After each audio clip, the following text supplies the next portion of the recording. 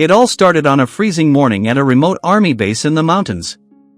The soldiers were gathered for roll call when something small, trembling emerged from under one of the trucks. It was a stray cat. Thin, dirty, its fur tangled from the cold wind. Private Levin bent down, held out his hand, and the cat cautiously stepped closer. Nobody thought much of it at first. They gave it a bit of bread, some water, and named it Barsik. The next morning, Barsik was there again, sitting perfectly still next to the soldiers during inspection. When the commander shouted, "Attention," the little cat froze too, tail straight, eyes alert. The men laughed, but from that day, Barsik became part of their ranks. Weeks passed. The soldiers started to notice something strange. The cat seemed to understand everything. When they marched out for drills, he trotted beside them. During meals, he waited patiently in line.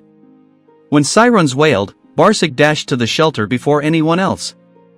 At night, he would curl up on a folded uniform in the corner of the barracks, purring softly as the men drifted to sleep. In a place filled with exhaustion and fear, Barsik reminded them of home, of warmth and innocence. But one night changed everything. An unexpected shelling hit the nearby ridge. The base went dark. Alarms screamed. In the chaos, one soldier, Levin, was trapped under debris near the storage shed. Dust filled the air, visibility was near zero. As rescue teams scrambled, a faint sound broke through the noise, a frantic meow.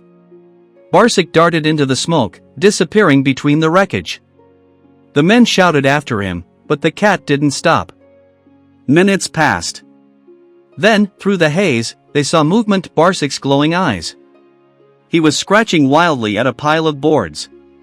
The soldiers followed his lead. Beneath the rubble, barely conscious, lay Levin. Barsik refused to leave his side until they pulled Levin free. His tiny paws were bleeding, his fur covered in dust. After that night, no one called Barsik just a cat again. The commander ordered a small patch sewn for him, a tiny badge with a paw print and the word soldier.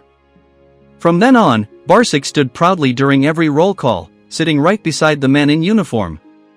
Visitors who came to the base could hardly believe it, a cat living among soldiers, following commands, sharing their hardships.